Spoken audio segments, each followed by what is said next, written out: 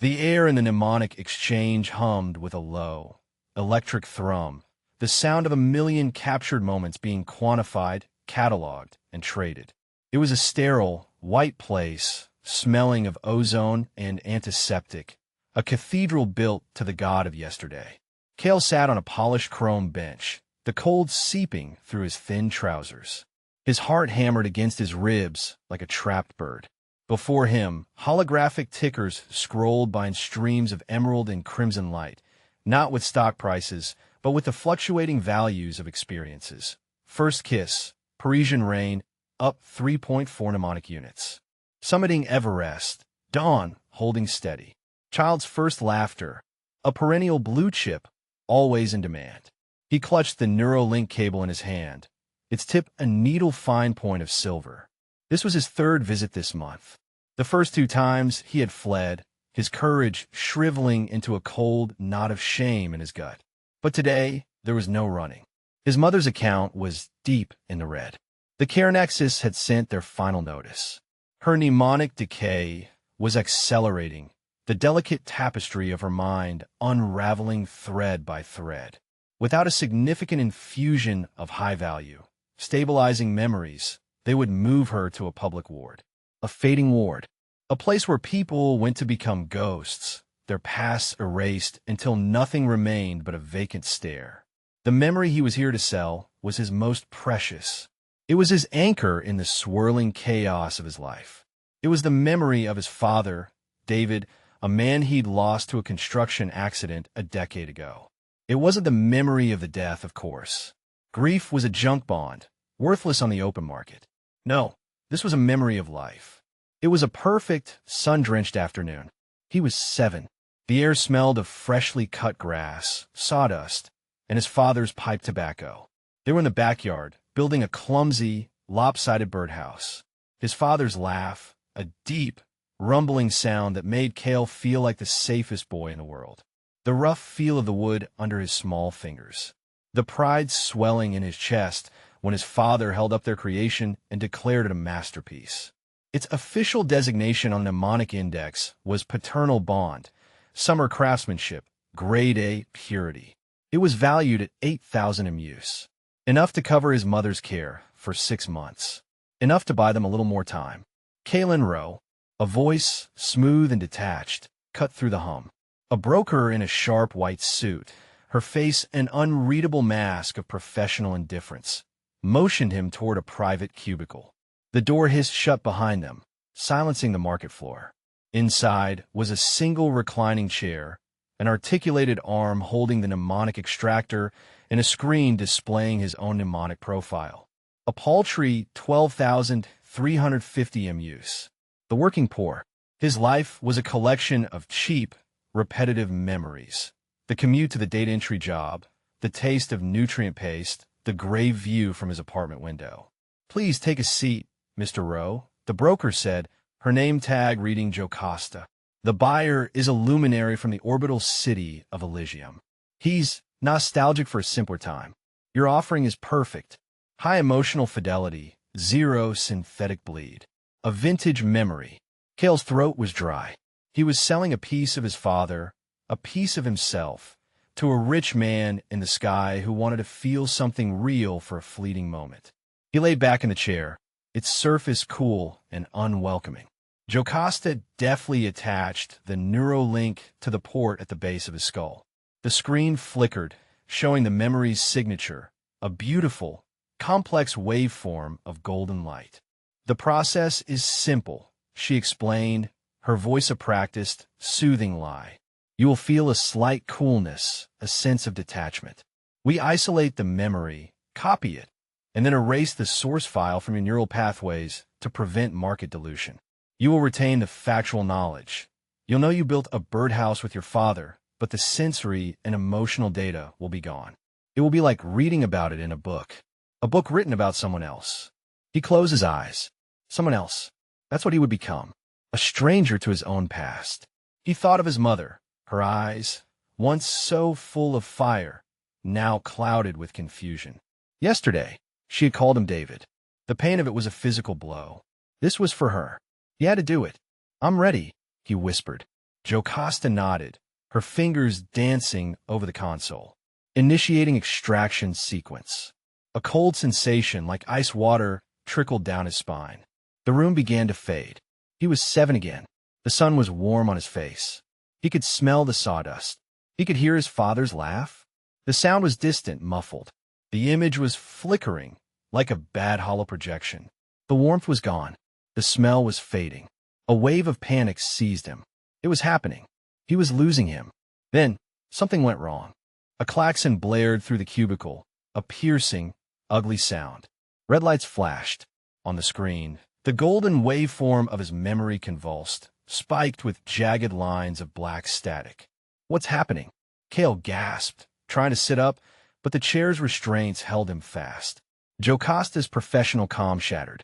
Her eyes were wide with alarm. Unauthorized access. Someone's piggybacking the transfer. A memory pirate. Before Cale could process the words, a searing pain, white-hot and absolute, erupted in his skull. It wasn't the cold detachment of extraction. It was a violent, tearing sensation, as if a hook had been plunged into his mind and was ripping out everything it could find.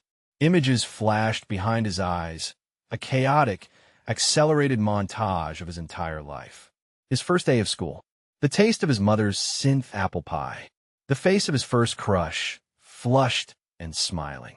Scraped knees, whispered secrets, lonely nights. All of it, everything that made him him, was being pulled, stretched, and siphoned away into a dark, insatiable void. He screamed, a raw, ragged sound of pure terror. Jocasta hammered at her console. Security, we have a breach in Cube 7. Code Black. The pain intensified. He could feel the emptiness spreading, a cancer of nothingness. He was being hollowed out. He was becoming a blank. And then, just as suddenly as it began, it stopped. The Neuralink detached with a sharp hiss. The pain vanished, replaced by a profound, dizzying emptiness. He slumped in the chair, gasping, sweat plastering his hair to his forehead. He was whole. He could still remember the birdhouse, the sun, the laugh. He could still feel the warmth, the love. The pirate hadn't succeeded. They had been cut off. The cubicle door burst open and 2 heavily armed security officers stormed in. Jocasta was pale, trembling. He's all right. The failsafe engaged. The source memory is intact.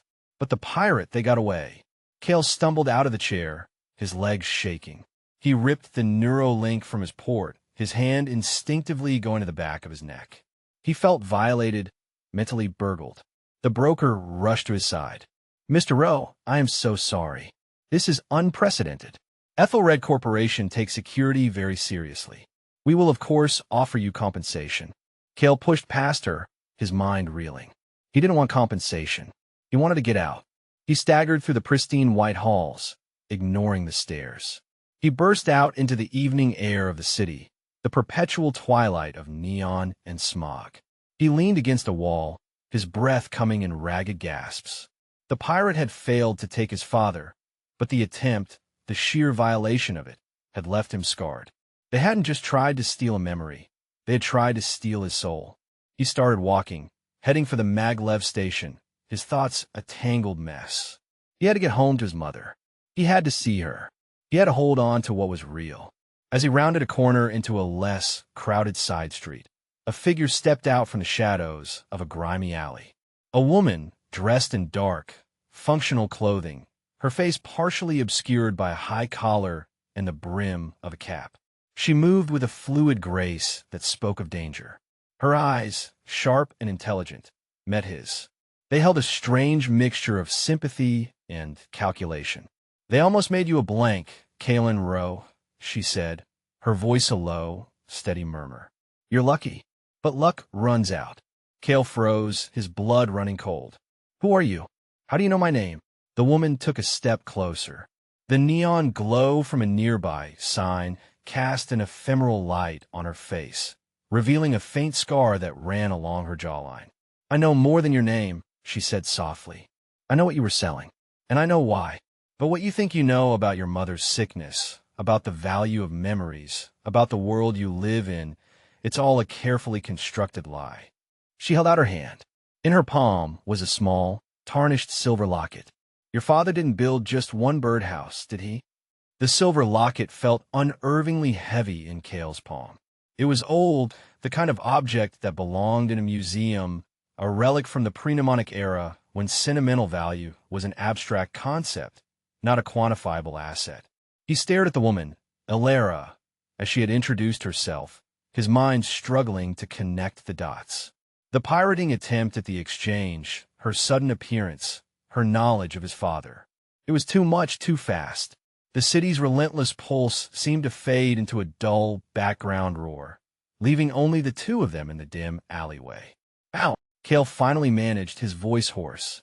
The public records of my father's assets were wiped after his death. His mnemonic portfolio was negligible. There's no official record of this. Alara's lips curved into a wry, mirthless smile. The official record is a curated fiction, Cale.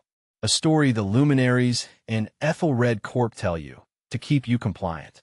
The real history, the real memories, they exist in the cracks, in the spaces they can't control.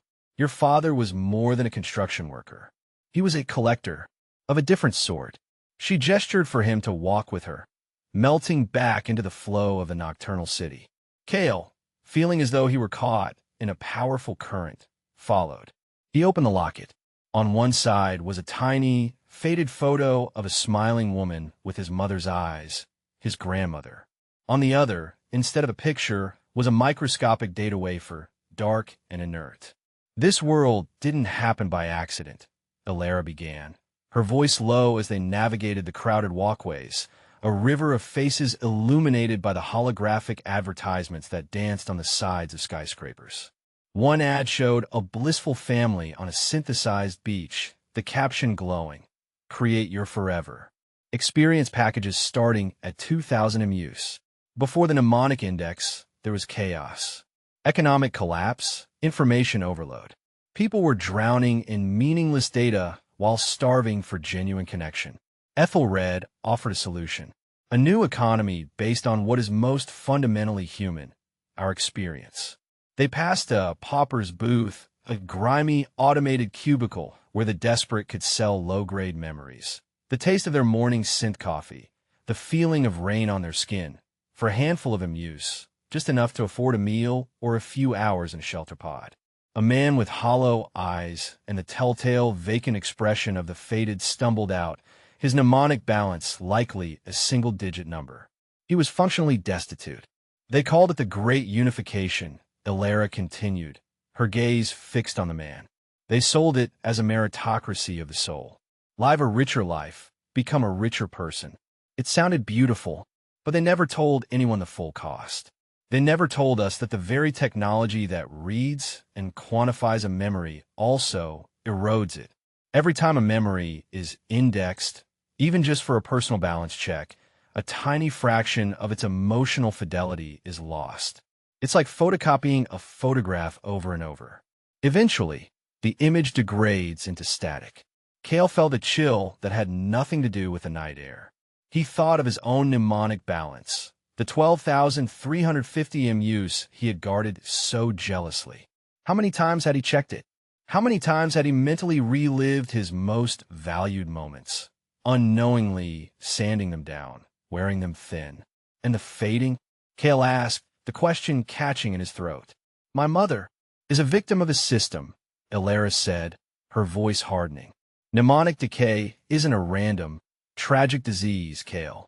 It's the system's endgame. It's a feature, not a bug. The constant, slow degradation of the general population's memories creates scarcity. And scarcity drives up the value of the pristine, high-grade memories held by the elite. Your mother's generation, the first to fully integrate with the index, is paying the price. Their minds are the collateral on a loan we were all forced to take. The world seemed to tilt on its axis. The care nexus wasn't trying to save his mother. It was a glorified holding pen, profiting from a disease of its own making. The treatments they offered, the infusions of stabilizing memories, were just temporary patches, bought with the very memories the system was designed to consume. It was a snake eating its own tail, and his mother was trapped in its jaws. They arrived at a dilapidated tenement building in a sector the city planners had long forgotten. The air was thick with the smell of damp concrete and boiled synth cabbage. This was Kale's world, a world away from the gleaming spires and orbital cities. He led Elara up 5 flights of stairs, the synthwood groaning under their feet. He keyed in the code to his apartment. The small living space was dimly lit. In a comfortable chair by the window, overlooking a vista of flickering neon and shadowed rooftops, sat his mother, Elena. She was wrapped in a worn quilt, her silver hair catching the light. She was staring out the window, but her eyes weren't focused on the city below. They were seeing something else, somewhere else. "Mama," Kale said softly. She turned her head slowly. A flicker of recognition, a brief moment of clarity in her clouded gaze. "Kale, you're late. I was worried. I'm sorry." The exchange, it was busy. He knelt by her chair, taking her cool, dry hand in his. Her skin felt like paper. Her eyes drifted past him, toward the door where Elara stood silently. A frown creased her brow. "David, is that you? You brought a friend home." The name was a needle to his heart. He flinched, but managed to keep his voice steady. "No, Mama, it's Kale. David was my father." "Oh," she said, her expression softening into a gentle, confused smile. "Of course. David. He built me a birdhouse once. It was so beautiful. The birds sang all summer." She looked at Kale, her eyes pleading. "Do you remember the songs, Kale? I can't hear them anymore." Kale's throat closed up. He could hear them perfectly. That memory, Avian Serenade, First Summer, was worth a paltry 150 emus. He considered selling it a dozen times to pay for groceries. Now, he was terrified of losing it. Elara stepped forward, her movements quiet and respectful. She looked at Elena not with pity, but with a deep, sorrowful anger. "The fading isn't just forgetting," she murmured to Kale. "It's a scrambling of the self. The narrative of her life is being corrupted. The system is overriding her identity with broken links and error codes." Later, after his mother had drifted off to sleep, Kale made 2 cups of bitter, reconstituted tea. He and Elara sat at his small kitchen table. The locket lay between them. "This data wafer," Kale said, pushing it toward her. "What's on it?" "A key," Elara replied. "Your father was part of an early resistance group. They were data archivists, historians. They knew Ethelred's technology would create a new form of poverty, a poverty of the soul. They started creating offline backups, memory anchors, using pre-index tech. They were trying to build a fail-safe, a library of experiences that couldn't be touched, traded, or erased by the mnemonic index." Kale stared at the wafer. "A library, a backup of the human experience. He never told me. He told me he poured concrete. He had to protect you," Elara said.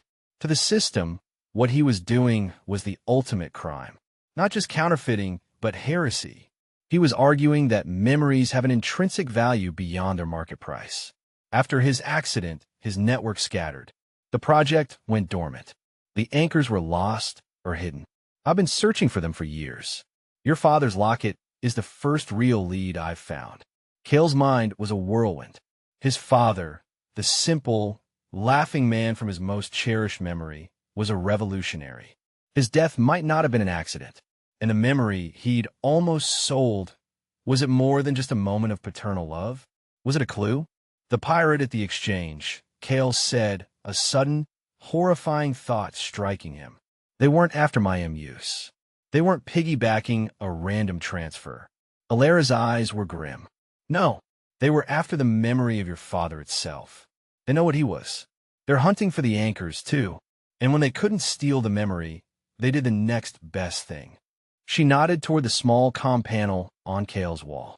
It was blinking with a soft, blue light. An official summons. Kale's blood went cold. He activated the panel. A holographic seal of Ethelred's mnemonic security division materialized in the air. "Kalen Rowe," a synthesized voice announced. "Pursuant to the Mnemonic Purity Act, your recent interaction at the Central Exchange has been flagged for a security audit. A full scan of your mnemonic portfolio is required. Please report to the Ethelred Tower, Sector Gamma, within 12 hours. Failure to comply will result in the immediate freezing of your assets and a warrant for your arrest. It was a trap.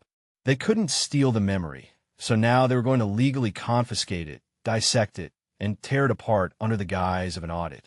They were coming for his father. They were coming for the key. Alara stood up, her face set. You have two choices, Kale. You can walk into that tower and let them strip your mind bare, leaving you and your mother with nothing.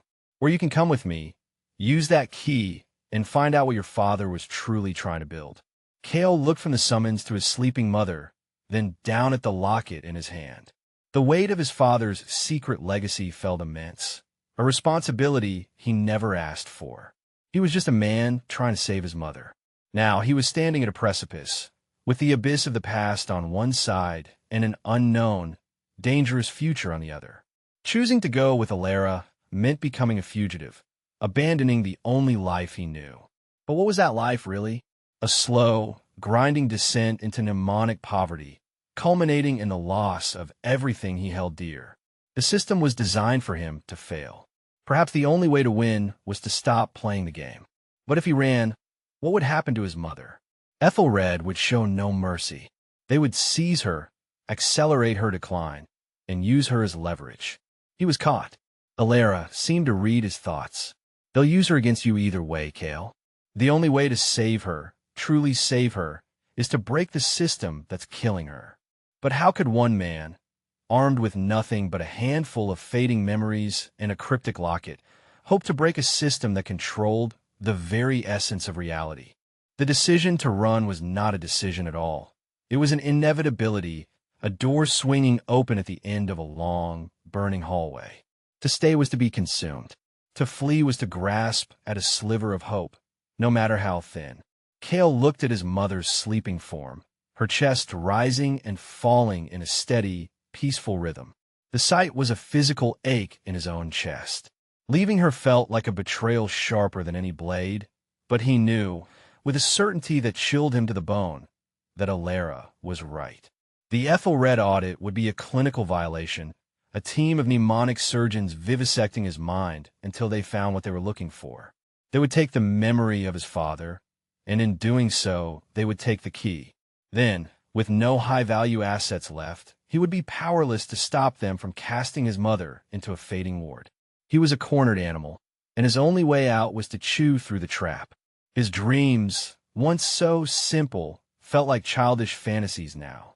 He had dreamt of earning enough MUs to move his mother to a coastal rehabilitation nexus, a place where the air was clean and the primary currency was the memory of the ocean's roar.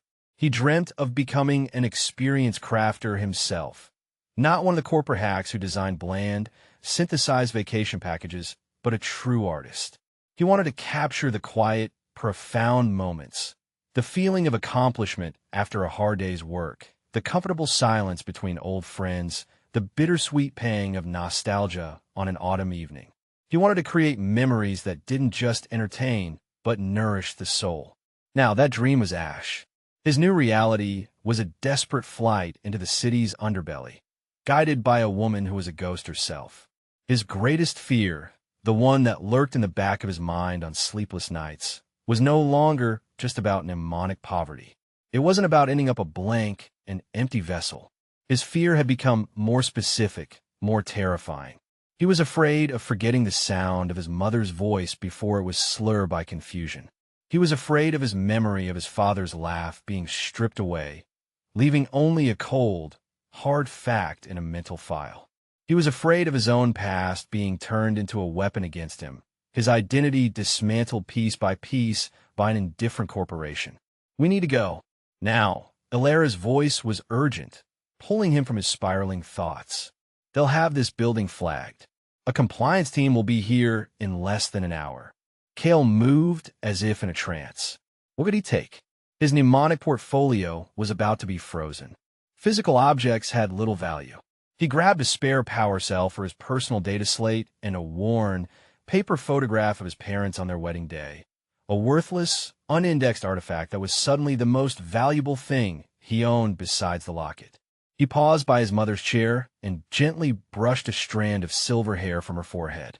He recorded a short message on a disposable voice chip, his voice thick with emotion. A message of love, of promises to return, of a desperate hope that she would understand. He tucked it into the pocket of her quilt, a small, tangible piece of him to leave behind. "She'll be looked after," Elara said, her tone softening with an unexpected empathy. "Our network has people.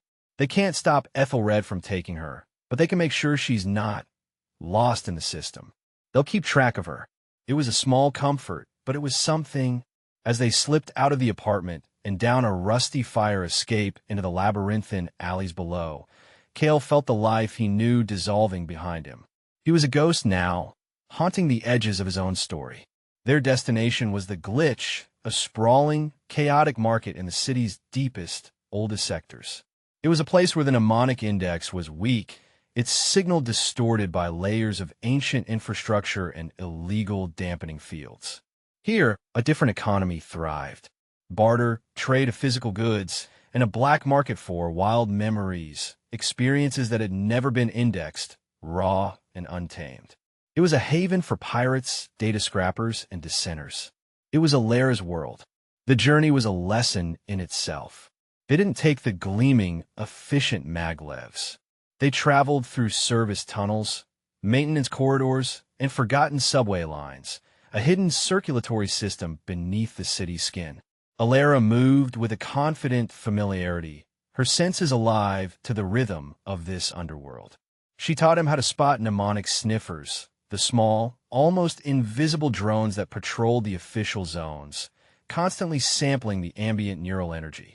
She showed him how to mask his mnemonic signature by walking close to high-energy conduits, his own mental output lost in the greater electrical noise.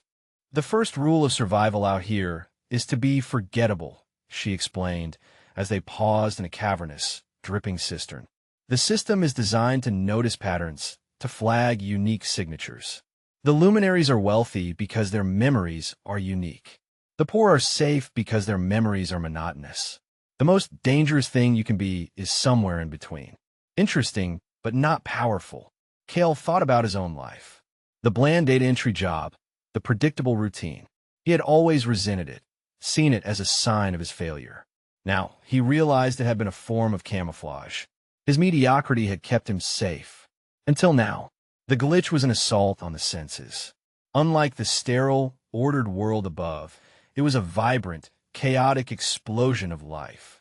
The air was thick with the smells of sizzling street food, unfiltered smoke, and damp earth.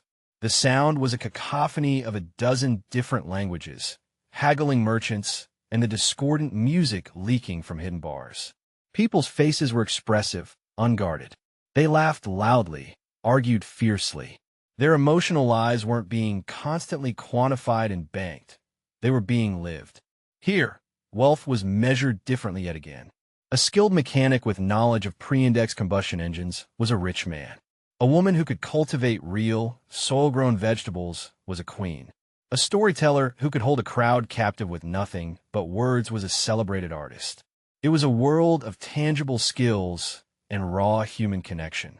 Alara led him to a small, cluttered workshop tucked behind a stall selling scavenged electronics. The air inside smelled of hot metal and ozone. An old man with eyes magnified by a set of jeweler's goggles looked up from a complex device on his workbench. He was surrounded by a dragon's horde of discarded technology, old data slates, cracked neurolinks, and machinery Cale couldn't begin to identify. "Silas," Alara said, "I have something for you." And someone. The old man, Silas, pushed the goggles up onto his forehead. His eyes, sharp and appraising, scanned Cale from head to toe. "You brought a stray home, Alara. He smells of the surface, of compliance and clean air. He's David's son," she said simply. Silas's expression changed instantly. The suspicion in his eyes softened into a deep, weary sadness. He got up, wiping his hands on an oily rag, and looked at Cale as if seeing a ghost. "David's boy. I'll be damned. You have his eyes." He gestured to the locket in Cale's hand. "You brought the key." Cale handed it to him. Silas handled the locket with a reverence that spoke of a deep history. He carefully removed the data wafer and slotted it into the strange device on his workbench. He began typing commands onto a battered keyboard, his fingers moving with practiced speed. "Your father and we started this," Silas said, his eyes fixed on the screen. "We were librarians at the Central Archive when Ethelred was founded. We saw what they were doing. They weren't just creating a new economy. They were seizing control of history, redacting the past. If you can control what people remember, you can control what they believe." He sighed, a sound heavy with the weight of years. "We called our project the Chronicle, an incorruptible, decentralized ledger of human experience, not for trade, but for preservation, a gift to the future, so they would know who we were, not just what we were worth." The screen before him flickered to life, displaying not the elegant waveforms of the mnemonic index, but lines of raw, archaic code. "The data wafer is a cryptographic key," Silas explained. "It doesn't contain the library itself, but it can decrypt the location of the first anchor. Ethelred's founders, some of them were part of our project. Initially, they betrayed us. They took our ideas and twisted them into this monstrous market. They've been hunting the anchors ever since, to erase the last evidence of their theft." A map began to form on the screen, a wireframe schematic of the city. A single point of light pulsed in a location that made Cale's blood run cold. "It can't be," he breathed. The anchor, the first node of his father's secret library, wasn't hidden in the deep sectors or the glitch. It was in the one place Ethelred would never think to look because they controlled it so completely. It was hidden deep in the substructure of the Carenexus, the very facility where his mother was being held. His personal conflict had just become a tactical nightmare. The goal of the resistance and his own desperate need to be near his mother had converged on a single, heavily guarded point. It was a cruel irony that felt more like a calculated move in a game he was only just beginning to understand. "Ethelred is moving your mother to a secure wing of the Nexus tomorrow," Ilara said, her face grim as she read a message on her own slate. "They're classifying her as a person of interest. They're going to use her as bait." Cale stared at the pulsing light on the map, his heart a frantic drum. He was terrified, out of his depth, a data entry clerk caught in a war for the soul of history. But looking at the map, at the place where his mother and his father's legacy were intertwined, he felt a flicker of something new. It wasn't just fear. It was a cold, hard resolve. They had taken his life, threatened his mother, and twisted his father's dream into a nightmare. They had left him with nothing. And a man with nothing left to lose is a man who can risk everything. But Silas was looking at the code with a deep frown, his brow furrowed in concentration. "There's something else here," he muttered, more to himself than to them. "A secondary protocol. A warning. David, what did you do?" He looked up at Cale, his expression one of dawning horror. "The anchor, it's not just a library. It's booby-trapped. The data is woven directly into the life support systems of the oldest wing of the Nexus, the fading ward." The implications crashed down on Cale. If they try to access the anchor, they could disrupt the life support for the ward's patients. And if Ethelred got to it first and tried to wipe it, they could kill dozens of the most vulnerable people in the city. The blanks, the faded, the people who had already lost everything else. His father hadn't just built a library. He had turned it into a hostage. And now, Cale had to find a way to rescue it without sacrificing the very people he was trying to save. How could he possibly choose between his father's legacy and the lives of innocent people? The revelation in Silas's workshop settled like a shroud over Cale's newfound resolve. The path forward was no longer a simple matter of infiltration and retrieval. It was a moral minefield. His father, the man he remembered as a bastion of warmth and safety, had made a calculated, ruthless choice. He had linked his legacy to the lives of the city's most helpless citizens, creating the ultimate deterrent. It was the move of a chess master playing for the highest stakes, but to Cale, it felt like a betrayal. He was being forced to gamble with the lives of people who were already ghosts, their consciousnesses eroded to flickering embers. The first trial was not a physical confrontation, but a battle within himself. For hours, he paced the confines of Silas's workshop, the chaotic energy of the glitch outside a stark contrast to the cold, quiet dilemma in his heart. Alara watched him, her expression unreadable, allowing him the space to wrestle with his demons. Silas, meanwhile, worked feverishly, trying to find a loophole in his old friend's code, a way to decouple the anchor from the Nexus's life support systems. He was a good man. Your father, Silas said, not looking up from his console. But the war changed him. He saw what Ethelred was willing to do, the lives they were willing to ruin. He decided to fight fire with fire. He believed that no cause was worth more than a single innocent life. So he tied his cause to hundreds of them, betting that even Ethelred wouldn't dare cross that line. They will, Cale said, his voice flat. They'll call it a tragic but necessary loss. They'll blame it on us, on terrorists trying to destabilize the mnemonic economy. They'll spin a story and sell it, and people will buy it because it's easier than facing the truth. He had seen the way the system worked, the way it could turn a corporate atrocity into a palatable headline. His inner conflict was a raging storm. To save his father's work, to uncover the truth, and potentially find a way to reverse the fating, he had to risk becoming a mass murderer. To do nothing meant abandoning his mother, letting Ethelred win, and allowing the Chronicle to be erased from existence forever. His dreams of being a creator of beautiful memories seemed like a cruel joke. He was now in the business of destroying lives, one way or another. There is no clean path here, Cale, Alara finally spoke, her voice cutting through his turmoil. There never is. The world they built is a series of compromised choices. We can stand by and watch it burn slowly, or we can light a match and hope to build something better from the ashes. Your father made his choice. Now you have to make yours. The first real test came sooner than he expected. Silas's frantic work yielded a sliver of hope. I can't decouple the systems remotely, he announced, rubbing his tired eyes. But I found a possible workaround.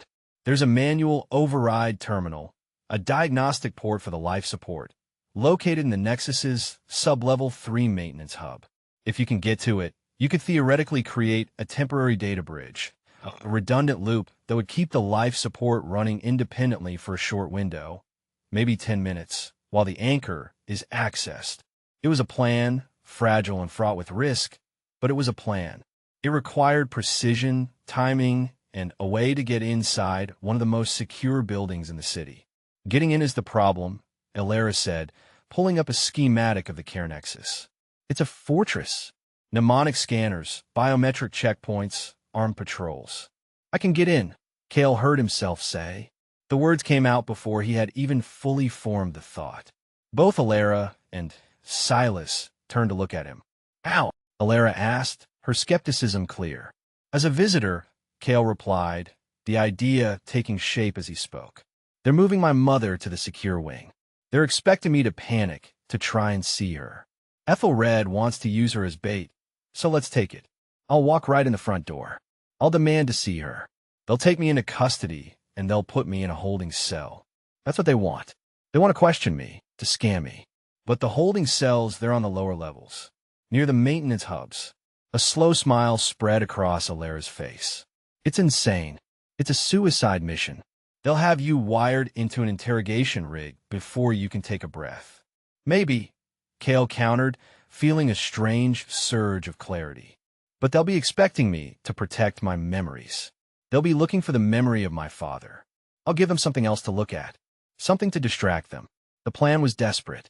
Cale would willingly walk into the lion's den, but he would do so with a Trojan horse hidden in his own mind. He spent the next few hours with Silas, not learning to fight or hack, but doing something far more intimate and dangerous. He was learning to manipulate his own memories. Silas, using his pre-index technology, taught Cale a forbidden art, mnemonic lucid dreaming. It was a meditative technique, a way to consciously navigate the architecture of his own mind. He learned to build walls around his most precious memories, to cloak them, to disguise their energy signatures. He learned to create dummy memories, bright, loud, and emotionally charged, designed to attract a scanner's attention. His primary defense would be the memory of his first love, a girl named Maya. It was a memory of intense joy, heartbreak, and youthful passion, valued at a respectable 3,000 emus.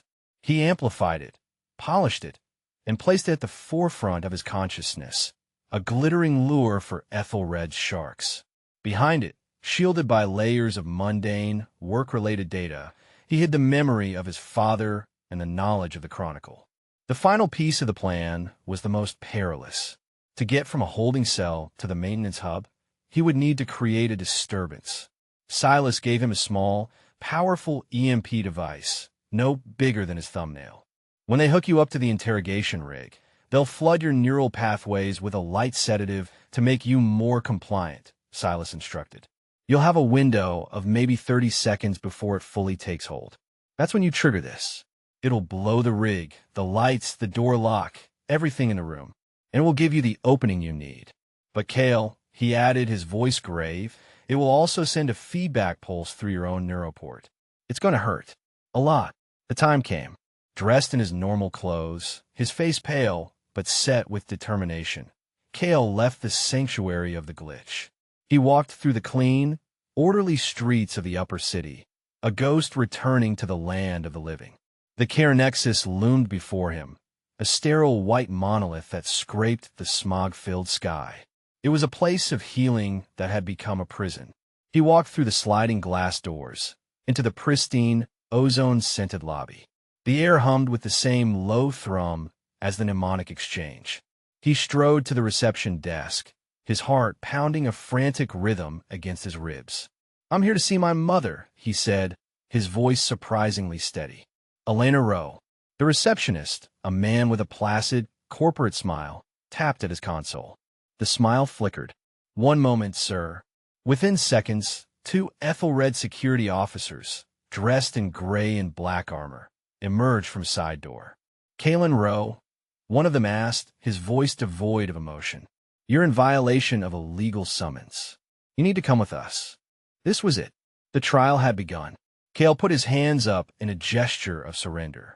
"I just want to see my mother," he said, letting a note of desperation creep into his voice. They didn't reply. They flanked him, their grips like iron on his arms, and led him away from the public areas, down a long corridor into the secure heart of the building. The air grew colder. They took him to a small, windowless room, empty except for a single chair that looked disturbingly similar to the one at the exchange. "The interrogation rig." "Sit down," the lead officer commanded. Kale sat, his mind racing. He focused on the memory of Maya. Her laughter, the way her hair caught the light. He let the warmth of it, the sharp sting of its ending, flood his senses. He made it the brightest thing in his mind. A technician in a lab coat entered and began attaching sensors to his head and a Neuralink to his port. "This will be much easier if you cooperate, Mr. Rowe. We've detected a significant anomaly in your portfolio originating from your father's legacy files. We just need to take a look." They know, Kale realized. They knew exactly what to look for. His distraction had to work. Initiating sedative drip, the technician announced. Kale felt the familiar, cold trickle at the base of his skull, followed by a pleasant, creeping fog.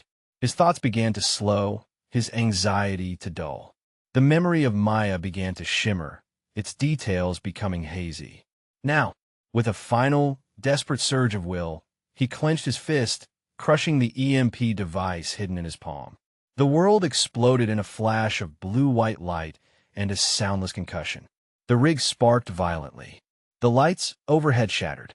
The electronic lock on the door sizzled and went dead. And a bolt of pure, unadulterated agony shot through Kale's neuroport, lighting up every nerve in his body. It was 1,000 times worse than the pirate's attack. It was the shriek of a dying machine, echoing directly into his soul. He screamed, a raw, guttural sound torn from his throat as he was thrown from the chair. For a moment, he lay on the floor in the flickering emergency lighting, his vision swimming, his body convulsing. The technician was unconscious. The guards were stunned, disoriented. He had his window. Pain was a fire in his veins, but adrenaline was the fuel. He staggered to his feet, ignoring the screaming protest of his own body. He burst out of the ruined doorway and into the empty corridor. Alarms began to blare. The hunt was on. He was no longer the bait. He was the fox, and the hounds were loose. Now he just had to find a way to the maintenance hub before the pain and the guards brought him down. But as he ran, a new, terrifying sensation bloomed in his mind. A gaping, black hole where the memory of Maya used to be. The feedback pulse from the EMP hadn't just been painful, it had been destructive. It had completely erased the memory he'd used as a shield. He had paid the price to get in. But what would be the cost of getting out? The Care Nexus was a labyrinth of sterile white corridors, and Kale was the sole rat running through its maze. The blare of the alarm was a constant, pulsing heartbeat, counting down the seconds he had left.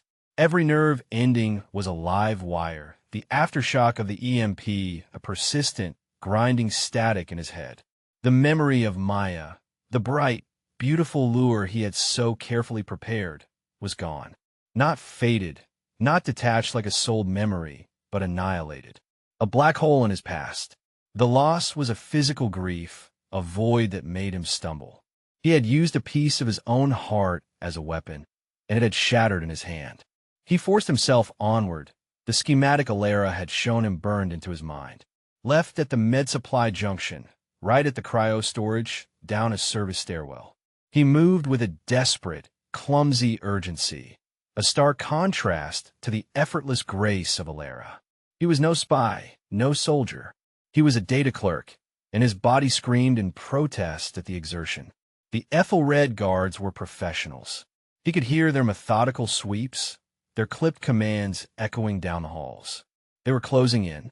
He found the stairwell and plunged into the building's guts. The pristine white gave way to exposed conduits, dull gray concrete, and the hum of massive machinery. This was the Nexus's unconscious mind, the place where the real work was done. He reached sublevel 3 and found the maintenance hub, a cramped room filled with humming server racks and blinking lights. And there it was, the life support diagnostic port, exactly as Silas had described. He pulled a small device from his pocket, the data bridge Silas had given him, and jammed it into the port. A string of code scrolled across its tiny screen. It was working. The bridge was creating a redundant loop, a temporary bypass for the fading ward's life support. A timer appeared on the screen, 10 o'clock. 10 minutes. That's all the power cell could sustain. 10 minutes for Alara and Silas to access the anchor before the system reverted and the failsafe triggered or failed. He tapped a sequence on the bridge, sending a single, encrypted pulse to Alara's comm the signal. The bridge is active. The clock is ticking. His job wasn't over. The primary access point for the anchor, as Silas had discovered, was not in the sublevels. It was in the fading ward itself, the place he dreaded most. He had to get there, not just to help Alara pinpoint the physical location of the server, but to fulfill a promise to himself. He had to see his mother. He re-emerged into the main corridors of the lower levels. The alarms had stopped. It was a trick, he knew. They had switched to silent running, hunting him with thermal and mnemonic sensors. He was exposed. He needed a disguise, a way to blend in. He found it in a small, empty locker room. A junior orderly's uniform, a plain gray tunic and trousers. It was anonymous. It was perfect. Dressed in a uniform, his posture stooped, his pace measured, he became one of the building's countless drones. He walked the corridors with a new, albeit fragile, confidence. He ascended to the upper floors, his heart pounding as he passed two guards who barely gave him a second glance. He was just part of the scenery. He finally reached the entrance to the secure wing. Ward 7, the fading ward. The air here felt different, heavier, saturated with a profound silence that was more unnerving than any alarm. A single, tired-looking nurse sat at a central console. Cale kept his head down and walked past her, pushing a stray, cleaning cart for effect. He entered the ward proper. It was a long, circular room, bathed in a soft, synthetic sunlight. Beds were arranged in a wide arc, each holding a patient. The faded. Some stared blankly at the ceiling. Others murmured to themselves, conversing with ghosts from their scrambled pasts. The silence wasn't silence. It was the absence of coherent thought, a vacuum of identity. It was the most terrifying place Cale had ever been. He found his mother's designated room. She wasn't in the main ward, but in a private observation room off to the side, just as Alara's intel had suggested. He peered through the thick glass panel in the door.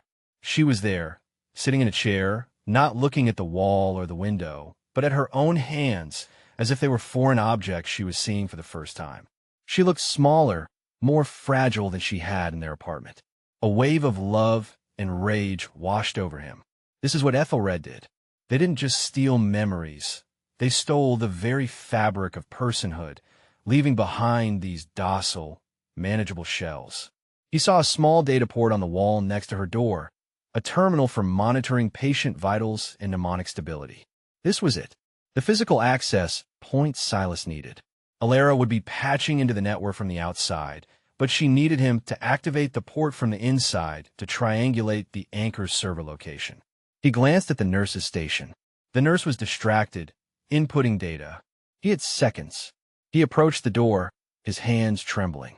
He pulled out another small device, a data spike, and quickly inserted it into the port.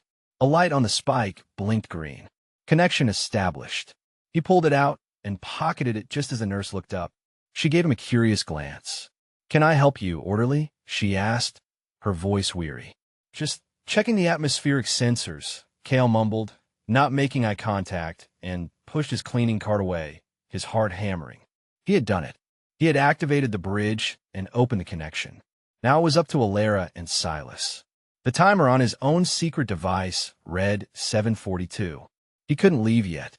He had to talk to her. He walked into her room. "Mama." Elena looked up. There was no recognition in her eyes, just a placid curiosity. "Hello," she said, her voice a soft, melodic whisper. "It's me, Cale," he said, his voice breaking. He knelt before her, taking her hand. It was cold. "Cale." She repeated the name as if tasting it. "That's a nice name. I knew a Cale once." "No, that's not right. I knew a David.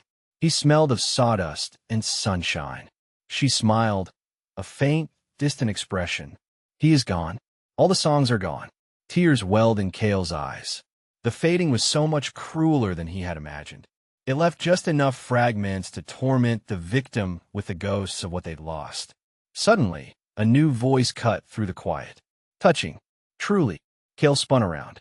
Standing in the doorway was a man in an impeccably tailored, dark gray suit. He was flanked by two elite Ethelred guards in black armor, their weapons raised. The man was older, with silver hair and cold, intelligent eyes that seemed to see right through Cale's flimsy disguise. Cale recognized him from corporate news releases. He was Killian Vance, Ethelred's chief of mnemonic security, the architect of the hunt.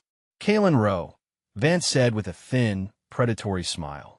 "Did you really think an orderly's uniform would be enough? Your mnemonic signature, however faint, is like a beacon in a place like this. A ward full of near blanks, and then you.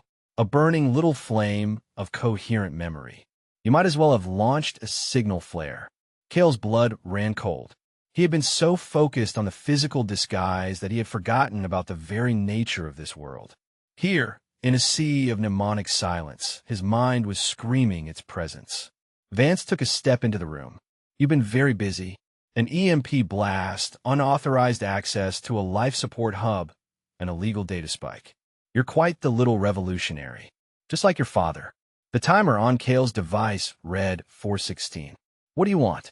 Cale asked, positioning himself slightly in front of his mother's chair. "What my predecessors have wanted for a decade," Vance replied calmly. "The location of the Chronicle's anchors. Your father was a sentimental fool. He believed history was sacred. We believe it is a resource like any other, to be managed, refined, and optimized for the health of the economy. His little library is a bug in the system, a collection of unverified, emotionally volatile, and frankly, dangerous data. We're here to finally decommission it." "You mean erase it?" Cale shot back. "You want to erase the truth of what you did." Vance chuckled, a dry, humorless sound. "Truth? Truth is a consensus, and we own the consensus. But you, Calen, have led us right to it. The data spike you just used has given us the precise server location. It's not just in the ward. It's the central server for the ward. Ingenious, really. Woven into the very diagnostic software that monitors these patients. He looked over at Elena, his expression one of utter disinterest. Your father's failsafe was clever. He assumed we wouldn't risk the lives of so many fated citizens.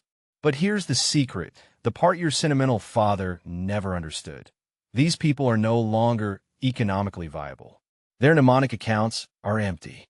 In the ledger of reality, they're already in net loss. A tragic but acceptable cost of business. The cold, corporate cruelty of the statement hit Cale like a physical blow. Vance wasn't bluffing. He was willing to let everyone in the fading war die to get what he wanted. My team is slicing through Silas's pathetic firewalls as we speak, Vance continued, his smile widening. And your little data bridge? A noble effort, but my technicians will have it disabled in moments. In less than 3 minutes, in fact. We will access the anchor, copy its contents for analysis, and then wipe the server clean. The resulting system crash and the life support will be unfortunate, but unavoidable. The timer read 2:59. Cale's mind raced. Alara and Silas were in a race against Vance's team. But Vance was here. He had the advantage. They were going to lose. The Chronicle would be lost, and all these people, including his mother, would die. Then, Vance's eyes narrowed, a new, cunning light in them. However, he said slowly, I am feeling generous. I have what I want. The location. The access. But a violent server wipe is messy. It leaves fragments. It's not clean. There is a master key. A single mnemonic sequence that can erase the Chronicle cleanly and permanently, without a system crash. A self-destruct protocol. Your father created it, and the access node for that protocol is not in the server. It's in his most cherished creation. Vance's gaze fell on Cale. Not on his face, but on his mind. It's in you, isn't it? Vance whispered, his eyes gleaming with triumph. The kill switch is encoded within a memory. Paternal bond, summer craftsmanship, grade A purity. The very memory you try to sell. Give it to me. Let me extract it, and I will let your mother live. I will transfer her to my private clinic. The best care. The fading halted. I'll even grant you a new identity and a portfolio of 100,000 MUs. A new life. All you have to do is give me the one thing you've been trying so desperately to protect. The choice was laid bare, more terrible than any he had yet faced. Sacrifice his father's legacy, the hope of the resistance, and the truth of the past to save his mother's life. Or let her die along with everyone else in this ward to protect a secret that might not even matter anymore. The timer on his wrist buzzed. 2 o'clock. 2 minutes until the bridge failed. 2 minutes until Vance's team or Alara's team won the race. 2 minutes to make an impossible choice. What was more important? A single, beloved life or a history that everyone had already forgotten? The silence in the room was a living entity, thick and suffocating. 2 minutes, 120 seconds to decide the fate of a world's hidden history and the life of the woman who was his own personal history. Killian Vance stood before him, a merchant of oblivion offering a devil's bargain. The faces of the faded in the ward beyond the glass, empty and unknowing, with a silent jury to this impossible trial. Cale's mind, a place he once considered his own private sanctuary, now felt like a battlefield. His father's memory, the one of the sun-drenched afternoon and the lopsided birdhouse, pulsed at the back of his consciousness. He had walled it off, protected it, but now Vance was telling him it was not just a memory, but a weapon, a self-destruct key. His father hadn't just created a hostage. He had created a poison pill and hidden it in the heart of his own son. The sheer, brutal pragmatism of it was staggering. A fascinating moral dilemma, isn't it? Vance mused, clearly enjoying the spectacle of Cale's torment. The grand, abstract truth versus the tangible, breathing woman who gave you life. Most people, in my experience, find the choice surprisingly easy when it's presented so clearly. Cale looked at his mother. She was humming softly to herself, a tuneless, fragmented melody. She was oblivious to the life-or-death negotiation happening over her. To her, this room was just another space, these men just other figures in the fog of her perception. But she was warm. She was breathing. She was there. The abstract idea of the chronicle, of a hidden truth, felt distant and cold compared to the reality of her presence. The timer on his device vibrated against his skin. 1:30. He thought of Alara and Silas, fighting a digital war in the depths of the network. They were fighting for the grand idea, for the future, for the principle. They were fighting his father's war. But his father wasn't here. He couldn't see his wife's vacant eyes. What guarantee do I have? Cale's voice was a dry rasp. You're Ethelred. Your promises are as worthless as a blank portfolio. Vance gave a slight, magnanimous shrug. You have no guarantee. Only my word, and a logical assessment that a clean, quiet victory is preferable to a messy, public incident. A ward full of dead patients is a public relations nightmare, even for us. Saving your mother is a small price to pay for elegance. He was right. The cold, corporate logic was sound. Vance wasn't offering mercy. He was offering efficiency. 1 o'clock. Cale closed his eyes. He retreated into his own mind, to that place of sun and sawdust. He saw his father, young and strong, his face crinkled in a smile. He felt the phantom sensation of the rough wood, the pride in his small chest. This was the last pure thing he had. It was the foundation of his identity. Giving it up would be a kind of death. He would know his father was his father, but he would no longer feel it. The love, the safety, the joy, it would all be gone, replaced by a cold, empty fact. And in its place, he would carry the knowledge that he had personally, willingly detonated his father's life's work. Then, another thought, sharp and terrible, cut through his anguish. What if this was the final test his father had laid for him? What if David Rowe, in his ruthless wisdom, had anticipated this very moment? What if he knew that the only way to truly protect the Chronicle was to make it secondary to something even more fundamental? Love. The love of a son for his mother. A sudden, chilling clarity washed over Cale. Vance was playing chess, and so was he. But his father had been playing a different game entirely. 0:30. All right, Cale said, opening his eyes. They felt raw, scoured. I'll do it, but not here. Not with your clumsy interrogation rigs. They're too noisy. The EMP blast proved that. The feedback could corrupt the memory, damage the protocol. If you want it clean, you have to do it right. Vance's eyes narrowed, intrigued. Go on. There's a way to perform a direct mnemonic transfer, Cale said, pulling the knowledge from some forgotten technical article he'd read. Peer-to-peer. No intermediary hardware. Just a direct neural link between two individuals. It's clean, lossless, but it's dangerous. It requires absolute synchronization. He was improvising, weaving a story from half-truths and technical jargon, betting everything on Vance's arrogance and his desire for a perfect victory. You want to link directly with me? Vance asked, a flicker of surprise in his cold eyes. With one of your technicians, Cale corrected. I'll transfer the memory directly to them. You can observe the whole thing. It's the only way to be sure it's a clean extraction. 0:10. Vance considered it for a moment, his gaze analytical. The logic was sound. A direct transfer was indeed the cleanest method, though rarely used due to the risk of mnemonic blending. But with a subject as weak as Cale, the risk to his trained technician would be minimal. Very well, Vance agreed. An elegant solution. Bring in the P2P kit. One of the guards left and returned moments later with a small case. Inside were two simple Neuralink cables.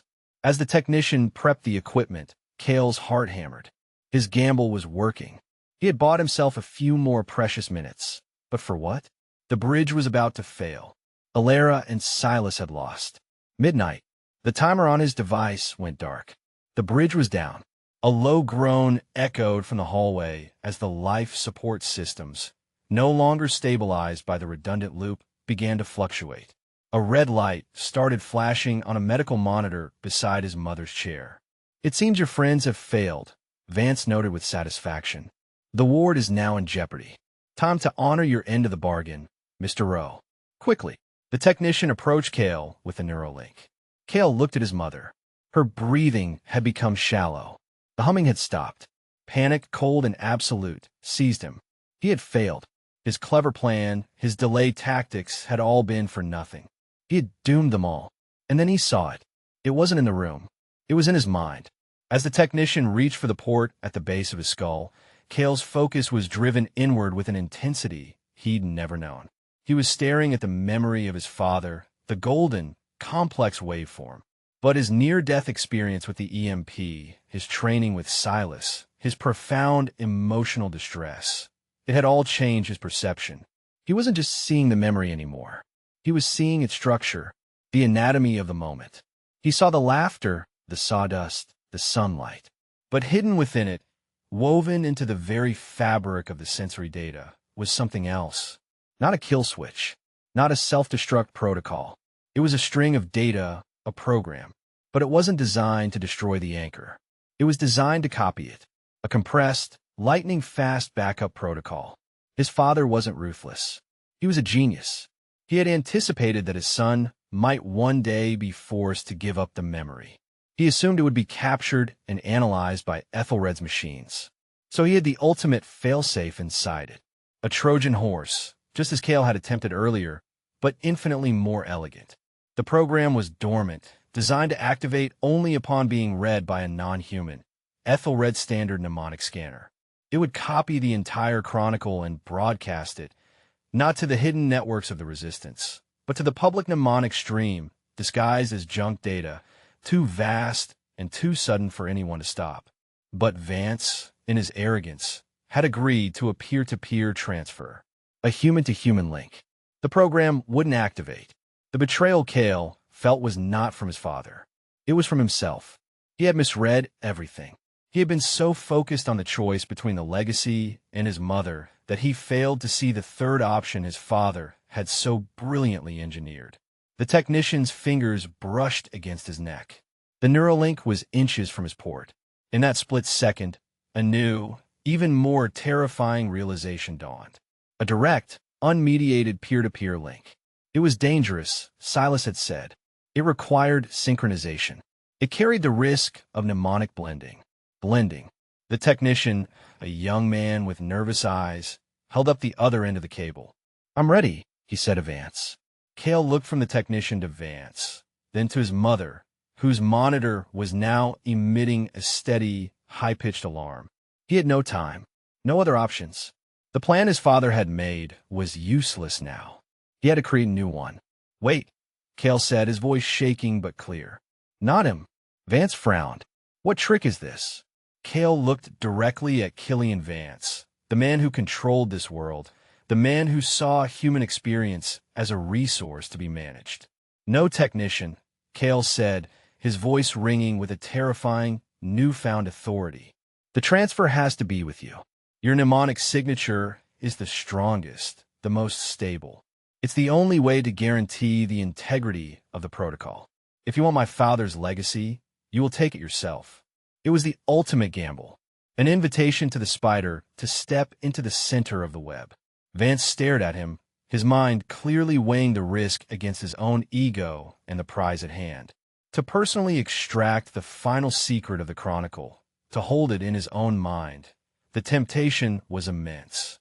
What Vance didn't know, what no one but Cale could possibly know in that moment, was that Cale had no intention of just giving him the memory.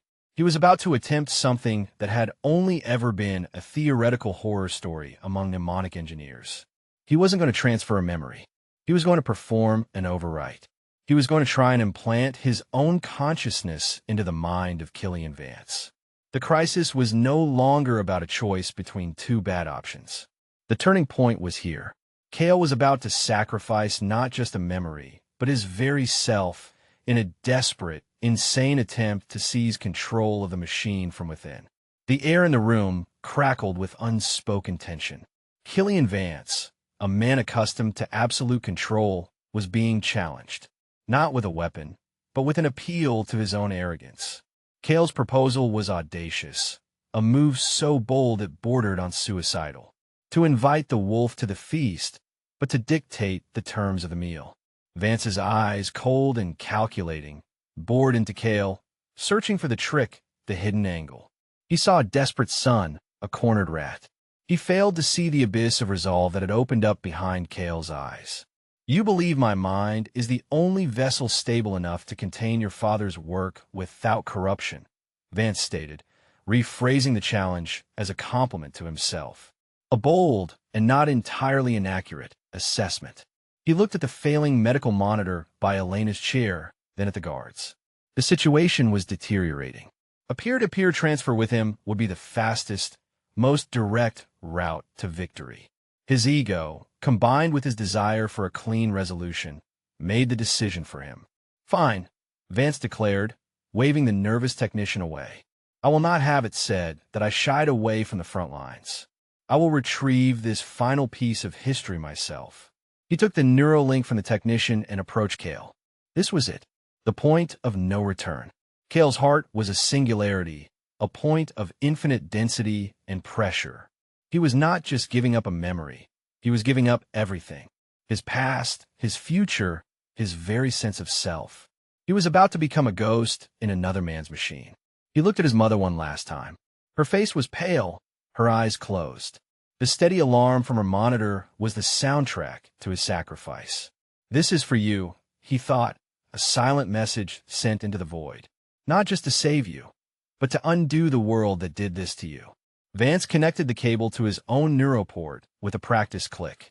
He held the other end out to Kale. Let us conclude this, Mr. Rowe. Kale took a deep, shuddering breath and guided the cold metal tip to the port at the base of his skull.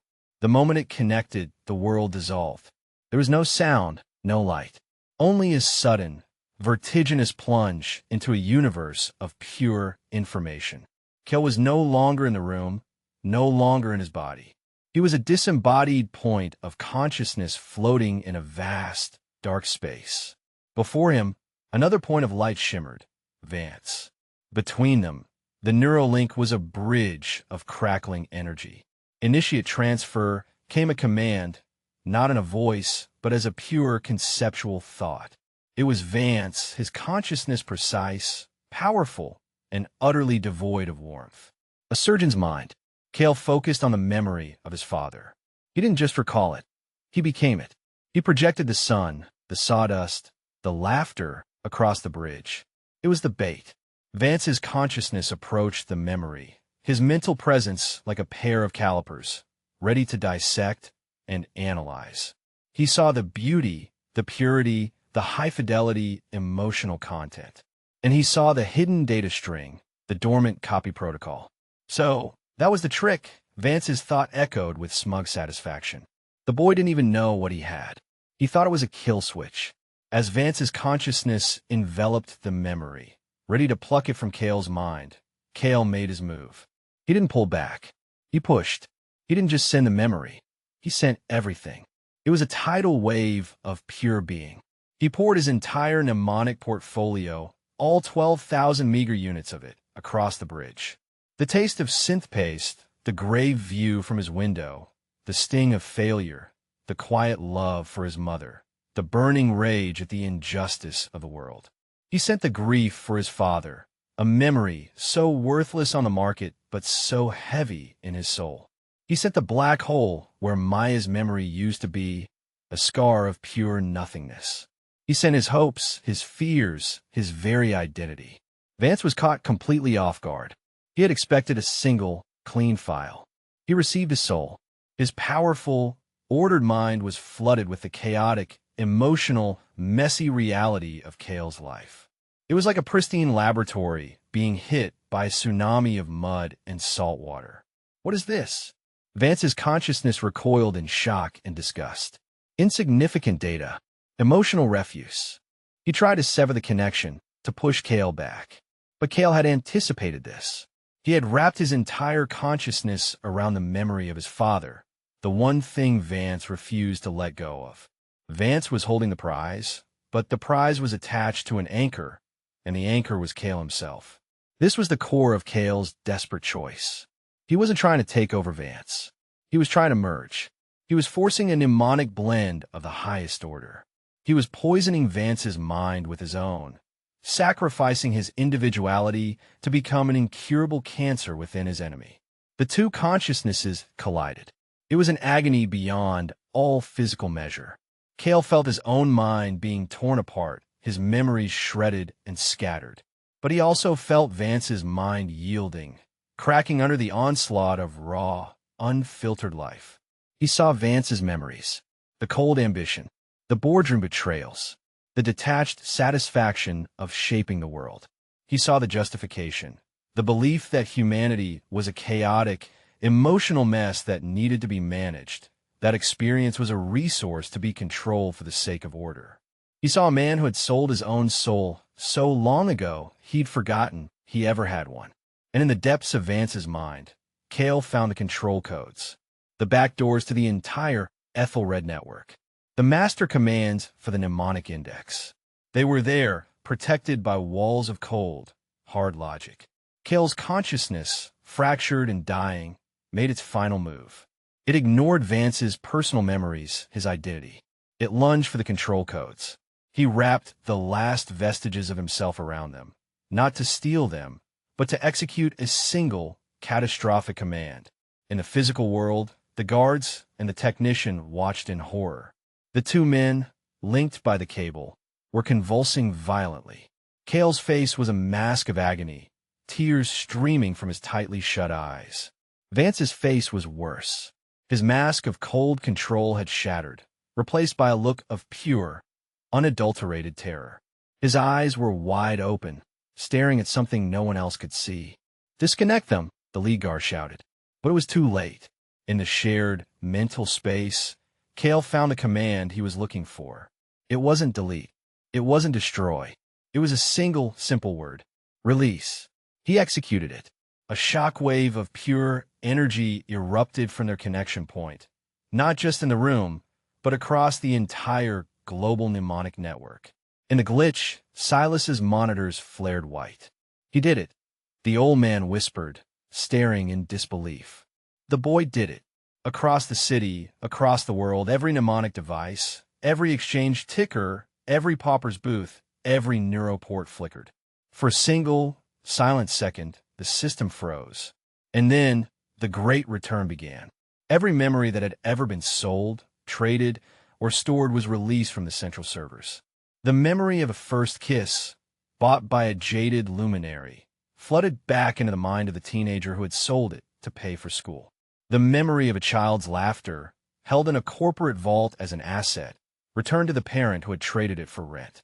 The joy, the pain, the triumph, the grief, it all came rushing back to its original owners.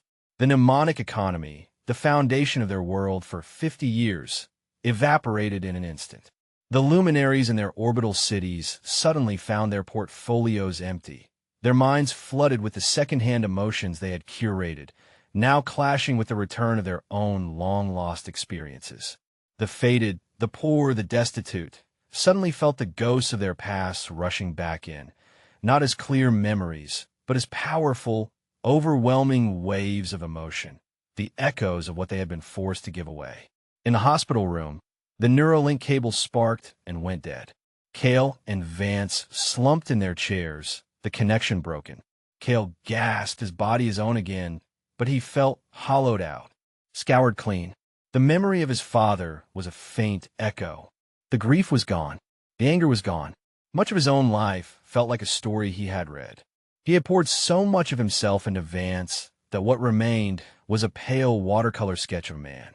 Vance was shuddering, his eyes wide with horror. He was still himself, but he was no longer alone in his own head. Cale had left an indelible stain, a permanent ghost in his machine. The raw, messy, emotional chaos of Cale's life was now a part of him, a constant, nagging reminder of the humanity he had tried to suppress. He was a king whose crown was now lined with thorns. Cale's choice was made. He had not saved the Chronicle. He had not destroyed Ethelred. He had done something far more profound. He had given the world back its soul at the cost of his own. He had chosen not between his mother and the legacy, but had sacrificed himself for everyone. He looked at his mother. The alarm on her monitor had stopped. Her breathing was steady. Her eyes fluttered open. She looked around the room, at the guards, at the slumped form of Vance, and then her gaze settled on Kale. A flicker of something new appeared in her eyes. Not recognition, not yet. But the fog seemed thinner, the confusion less absolute. The return of her own lost emotional echoes, the foundational feelings of her life, was like a rising tide, lifting her from the depths of the fading. She looked at Kale, and for the first time in a year, she spoke his name without a hint of confusion. "Kale," she whispered, her voice filled with a fragile, dawning wonder. What happened?" The world did not end in fire, but in a silent, global gasp of remembrance. The Great Return was not an apocalypse. It was a reckoning. The mnemonic economy, a 50-year experiment in quantifying the human soul, had been rendered obsolete in a single, silent moment. The M-use vanished from every account, the tickers froze, and the gilded cage of experiential commerce simply dissolved. In the immediate aftermath, there was chaos. Not riots in the streets, but a deeper, more personal chaos. People everywhere were suddenly overwhelmed by the return of their own ghosts. A businessman on a maglev clutched his head, weeping, as the memory of his daughter's first steps, a memory he'd sold for a promotion a decade ago, came rushing back with crippling intensity. A young woman who had sold her memory of learning to play the violin to afford a down payment on an apartment found her fingers twitching, phantom melodies dancing in her mind. The world was awash in a tidal wave of reclaimed emotion. The rich had lost their fortunes, but the poor, in a way, had been given back their lives. In the sterile room at the Cairnexus, Kale felt like an echo in his own body. He had won, but the victory had cost him the very thing he'd been fighting for, the richness of his own past. He was not a blank.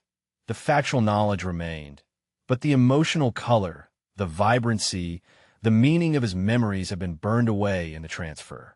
He was a curator of his own empty museum. Killian Vance was taken away by his own guards, not as a prisoner, but as a casualty. He was still the head of mnemonic security, but his authority was a hollow shell.